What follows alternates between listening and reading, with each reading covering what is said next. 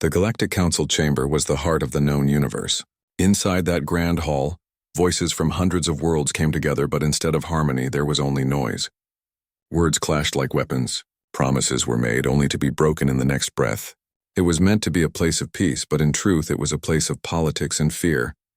At the center of the hall stood the human envoy, tall and calm, his face unreadable. For years, Earth had tried to be part of this council. They had offered technology, shared discoveries, even bled alongside alien fleets in wars that were not their own. But in return, Earth had received only distrust and betrayal. Human colonies had been attacked by raiders on the edge of council space. Children and families had died while their distress calls were ignored. When Earth asked for aid, the council delayed. When Earth demanded justice, the council debated. And when Earth fought back with its own fleets, the council called humanity too aggressive. The human envoy remembered those cries. He remembered the broken colonies, the empty homes, the graves dug in cold soil on forgotten worlds. Yet here in this chamber, alien leaders still looked at him as if Earth was the problem. His heart burned with anger, but his voice was steady. He placed the seal of Earth on the polished table before him. The small silver emblem gleamed under the lights, a symbol of their membership. But to him it was nothing more than a chain. The room grew quiet. The whispers faded. Everyone knew what this meant. The envoy lifted his head. His words cut through the silence like a blade. Earth will walk its own path, no threats, no shouts, only that one sentence. But it carried the weight of centuries. Delegates from other worlds leaned forward, some shocked, some furious. A reptilian diplomat slammed his clawed hand on the table. You cannot leave. The council is unity. Without us, you are nothing. The human's eyes turned to him, calm but filled with something unshakable. Without you, we are free. Gasps filled the hall. Some tried to argue, others fell silent. For a moment, the mighty council seemed powerless against one simple truth. Earth was done begging. Slowly, the envoy turned and walked away. His footsteps echoed on the marble floor. Not a single guard stopped him. Not a single voice called him back. The doors closed behind him with a final sound that felt like the end of an age. For a long time, the chamber remained silent. Delegates exchanged nervous glances, unsure of what this meant. Some thought Earth would soon regret it. Others thought humanity would crawl back when it needed protection. But there were a few, only a few, who felt a cold shiver. They remembered how fiercely humans fought, how quickly they built, how stubborn they were in the face of impossible odds. They wondered if the council had just pushed away something far more dangerous than they understood. And so, Earth walked away. Back on their homeworld, the message spread like wildfire. In every city and every colony, people watched the recording of their envoy leaving the chamber. Some wept in relief, others cheered in pride.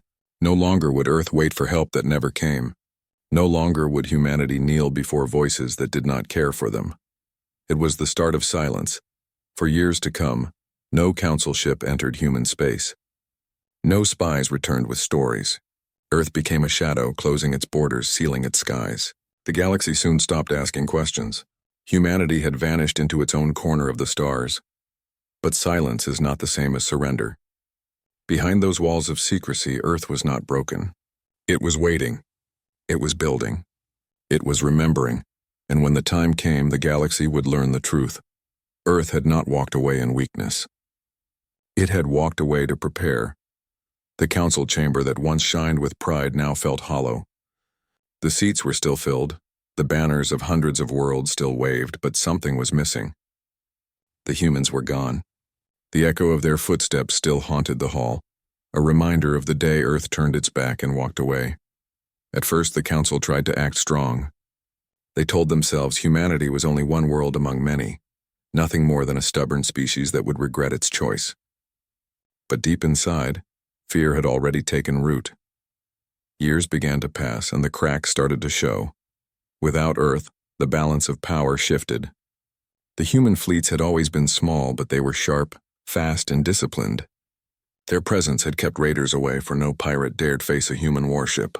Now those same raiders tested the borders again. Worlds that once felt safe now shook in fear. The council tried to respond, but they were slow.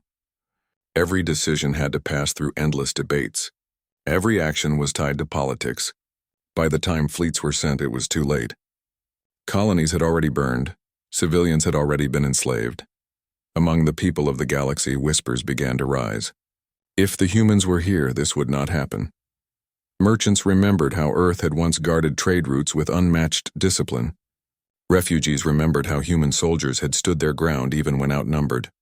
Farmers on frontier worlds remembered human aid ships landing with food and medicine when the Council had sent only promises.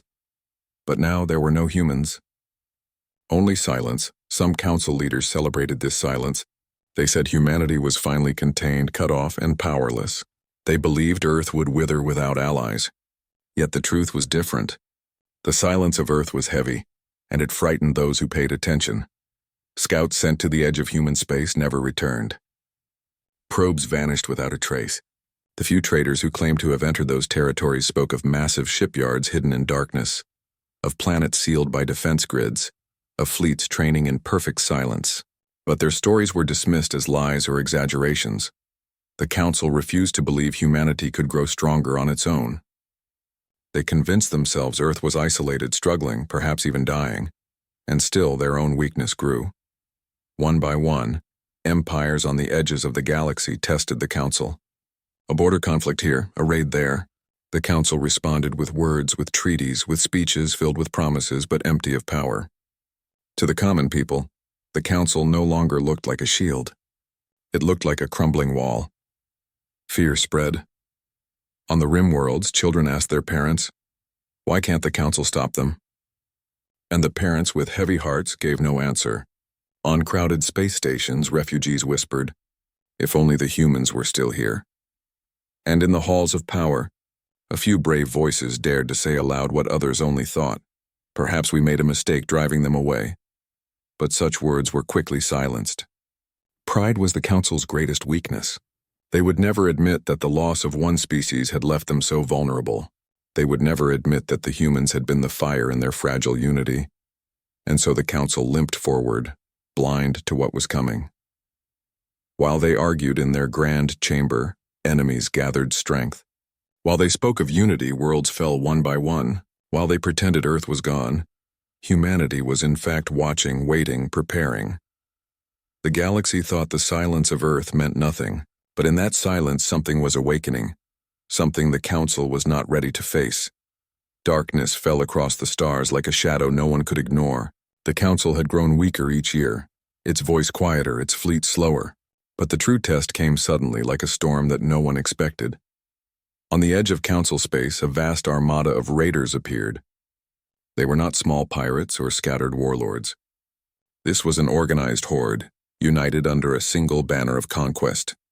They came from the far reaches of uncharted space where no law held, and only the strong survived.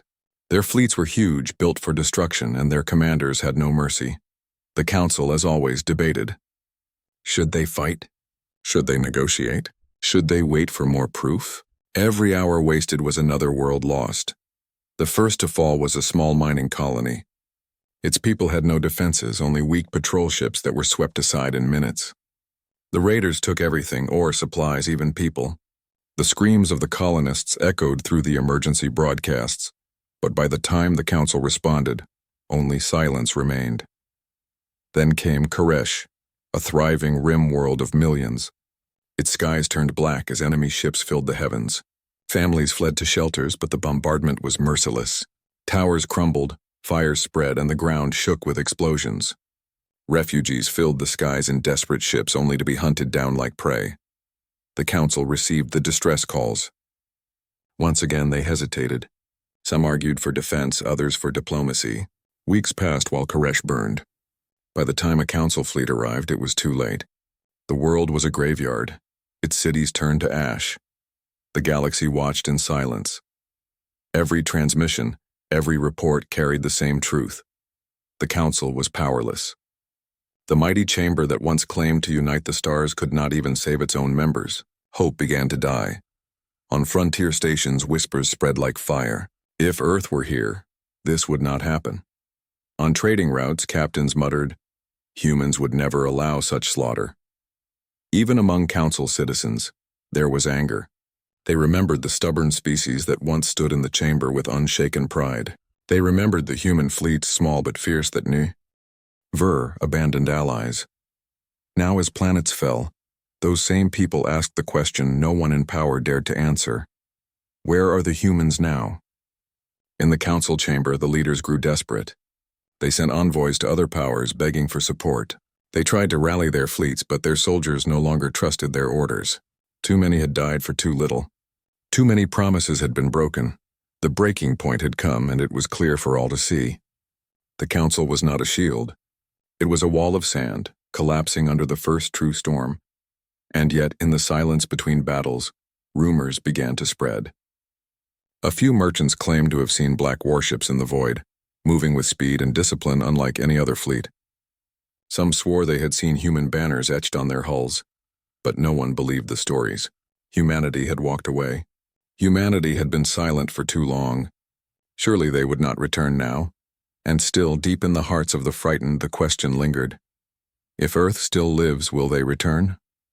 As the galaxy trembled and the council crumbled, that single question carried more hope than all the promises of the council combined. The answer, though unknown, was already moving in the darkness of space. For humanity had not forgotten. Humanity had not forgiven. And soon the galaxy would see what silence had hidden. The galaxy had grown used to despair. Every new report was the same. Another colony burning, another fleet broken, another world abandoned by the council. People no longer asked for help. They only prayed to survive one more day. But then, in the darkest of moments, the sky changed. It began on a small agricultural world called Lore. Raiders descended from orbit, their warships blotting out the sun. Families huddled together in fear as the ground shook with bombardments. The council fleet was nowhere to be found. The people of Lore believed this was their final day. Then, without warning, a new shadow crossed the sky. At first, they thought it was another enemy ship. But it was different. Sleek, dark, and terrifying in its silence. A single human warship had arrived. For a heartbeat no one understood. The raiders mocked it, laughing at the idea that one ship dared face an entire fleet. But laughter turned to screams as the battle began. The human vessel moved with deadly precision. Its weapons spoke in flashes of light, tearing through enemy hulls as if they were made of paper. Every shot landed, every move was sharp. Within minutes, the raider fleet was nothing but burning wreckage drifting across the sky. The people of Lore stood in stunned silence, staring upward at the black ship that had saved them. Some wept, some cheered, but all whispered the same word with trembling voices. Humans. That was only the beginning. Across a dozen worlds, the same story repeated. Just as raiders thought victory was certain, human warships emerged from the void. They struck with speed and fury, never wasting time, never hesitating. Each battle ended the same way. Enemy fleets shattered, civilians rescued, survivors left staring at the skies in awe. The galaxy soon realized this was not coincidence. It was a pattern. Humanity had returned. And then came the moment that shook the stars. From the blackness of deep space, 1,000 human warships emerged together. Their engines burned like suns, their formations perfect, their weapons silent but ready. The armada stretched as far as the eye could see, a wall of steel and fire. No one had imagined such strength. No one had believed Earth could build so much in silence. Yet here it was, undeniable. The silence of Earth had not been weakness, it had been preparation. Everywhere they went, the humans brought not only power but mercy. Their fleets first destroyed the enemy but then landed aid. They dropped food to starving colonies, carried the wounded to safety, and rebuilt what had been broken. They fought with iron, but they healed with open hands. To the terrified and the broken, humanity was no longer the outcast species that had walked away from the council. They were saviors, guardians who had returned when no one else could. In the council chamber, leaders watched the reports with disbelief and fear. Some whispered of hope, others of danger, for if Earth could field 1,000 warships, then humanity was no longer one voice among many. Humanity was a power that could not be ignored. And in the hearts of common people across the galaxy, one truth rose like dawn after endless night. The sky was no longer silent. It had awakened with fire, and that fire bore the mark of Earth. The raiders who once laughed now fled at the mere rumor of human fleets. The council, once the center of unity, now found itself trembling in the shadow of the very species it had cast aside. The galaxy would never be the same again. Humanity had returned, and the stars themselves seemed to bow before the storm they carried. The galaxy had never seen such a storm. Humanity's 1,000 warships moved together like a single living being. They struck with speed, defended with precision, and never left a battle unfinished. Wherever the black-armored fleets arrived, the enemy scattered, but their return brought more than fear. It brought confusion. For the humans were not conquerors. They did not seize planets or demand tribute. Instead, they brought food, medicine, and hope. That was the part no one understood. On the shattered world of Vereen, the people waited in silence as the human fleet descended.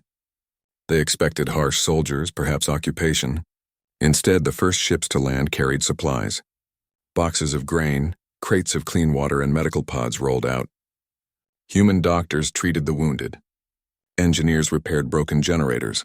Soldiers lifted children into safety shelters before lifting weapons. The survivors wept. They had not been saved by the Council. They had not been saved by their own rulers. It was Earth, the outcast, the forgotten, that had come. News spread quickly. Traders carried the stories between stations and colonies. The humans fight harder than anyone, but they protect harder too, they said. They don't just win battles, they save lives. In Council space, reactions were divided. To the people, humanity was becoming legend. To the leaders, humanity was becoming a problem. The Council had failed where Earth succeeded. And every world that saw human mercy began to question why the Council even existed. Still, the fear was real. 1,000 warships were not just a shield, they were a sword. Even the greatest empires trembled at the thought of facing them. Alien admirals studied the battles and admitted in private, "We cannot fight them. Not now. Not ever." On the battlefield, enemies began to surrender at the mere sight of the human fleet. Entire squadrons powered down their weapons and begged for mercy. They knew the humans would not slaughter those who laid down arms. They knew surrender to Earth meant life, not chains. And that was the power of humanity. Not only their ships, not only their weapons, but the respect they commanded through mercy. Among the Council, whispers grew louder. Perhaps we were wrong to cast them out, some said. Perhaps they should lead. But others, driven by pride and fear, muttered, "If they lead, then we are nothing." The human commanders ignored the debates. They did not seek the Council's approval. Their orders were clear: protect the weak, destroy the raiders, rebuild what could be saved. And they carried out those orders with relentless will. On one world, an alien child clutched the hand of a human soldier and asked in trembling voice, "Why did you come back? We turned away from you." The soldier knelt, his armored visor reflecting the child's wide eyes. His voice was gentle. "Because no one deserves to be left alone in the dark." That single sentence spread farther than any official speech. Across the galaxy, people repeated it. It became the new truth of humanity. Strong enough to destroy but willing to heal. Terrifying in war but merciful in peace. And so the galaxy began to look at Earth differently, not as the Council's outcast, not as the dangerous species too stubborn to follow rules, but as something greater. Guardians forged in silence who had returned not for power but for justice. Fear still lingered, of course. No one could look at 1,000 warships and not tremble, but behind that fear grew something far stronger. Respect, and respect once earned could never be taken away. The Council chamber had once been the proud heart of the galaxy. Its walls of crystal and gold reflected light from 100 stars, and its great banners declared unity and peace. But on this day, the chamber was heavy with fear. Delegates whispered nervously, their eyes fixed on the great doors at the far end. The humans had returned. No one had invited them. No one had dared. Yet when Earth's message arrived, simple and direct, the Council had no choice but to open its doors. The message had carried no threats, no demands, only a statement. "We are coming." When the doors opened, silence swept across the hall. The human commander entered with measured steps, his uniform plain, his shoulders straight. He did not bow, did not hurry, did not even glance at the grand banners that once stood above him. His presence alone was enough to silence hundreds of alien voices. Behind him, 2 aides carried the same silver seal that Earth had left years ago on this very table. Many remembered that moment, the day Earth had walked away. Now that memory came back like a wound reopened. The Council leader, an aged being with trembling hands, rose from his seat. His voice cracked as he spoke. "Humanity, why have you returned?" The human commander's eyes swept across the chamber. He saw faces that once sneered at Earth, faces that had called his people dangerous and unworthy. He saw fear now and shame hidden behind pride. His voice was steady, firm, and heavy with truth. Years ago we asked for unity. You gave us betrayal. We asked for trust. You gave us chains. We asked for protection for the weak. You gave them silence. So Earth walked away. The chamber shook with his words. No delegate dared interrupt, he continued, his voice growing colder. While you argued, our colonies burned. While you debated, our children died. And when we defended ourselves, you called us too aggressive. So we left, we built our strength in silence. And when the galaxy fell into chaos, it was not the council that stood against the storm. It was us. Murmurs filled the hall. Some lowered their eyes in shame. Others clenched their fists in anger. But no one could deny the truth. The human commander placed the silver seal on the table once more. For a moment it gleamed under the lights, a memory of the past. But then he pushed it aside. We do not return for this, he said firmly. Not for your counsel, not for your approval. We return for the people you abandoned, for the worlds you let burn, for the children you forgot. A silence heavier than stone filled the room. One delegate, desperate to save pride, shouted, "And what do you expect of us now? To kneel before Earth?" The commander's gaze turned toward him, steady as steel. "No," he said softly. "We expect nothing from you. Kneel if you wish, resist if you wish, it does not matter. We did not come here to rule you. We came here because the galaxy needed us even when you turned us away." The words struck harder than any weapon. In that moment, the council realized their power was gone. The true shield of the galaxy was not the chamber, not the endless debates, but the 1,000 warships that now bore Earth's banner. Humanity had taken the role the council had failed to keep. And though the commander's tone was calm, every delegate felt the weight of the unspoken truth. Earth no longer needed the council. But the council and the galaxy desperately needed Earth. The war that had once threatened to consume the galaxy was no longer the same. Where once the raiders swept across worlds unchecked, now they fled at the very mention of a human fleet. The tide had turned, and with it, so had the hope of countless worlds. When the 1,000 warships of Earth moved together, the sight alone was enough to shake the hearts of enemies. Black hulls stretched across the void like a wall of night, engines burning like silent stars. Every formation was perfect, every move precise, as though the entire armada was a single living creature. The raider empires, once proud and fearless, now crumbled under the storm. Their fleets broke apart, their commanders abandoned their strongholds, and their armies scattered like dust before the wind. Where humanity struck, there was no escape, no second chance. Yet what made the galaxy whisper in awe was not only the destruction. It was what came after. On every liberated world, human soldiers walked the streets not as conquerors, but as protectors. They carried children from rubble, lifted the wounded into medical transports, and rebuilt shelters with their own hands. For every shot fired in battle, 100 acts of mercy followed. The people of the galaxy had never seen such power combined with such compassion.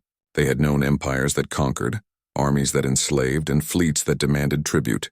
But this was different. Humanity had come not to rule, but to guard. On the world of Terra, a child stood on the shoulders of his father as the human fleet passed overhead. He raised his small hand to the sky and whispered, "The Guardians have returned."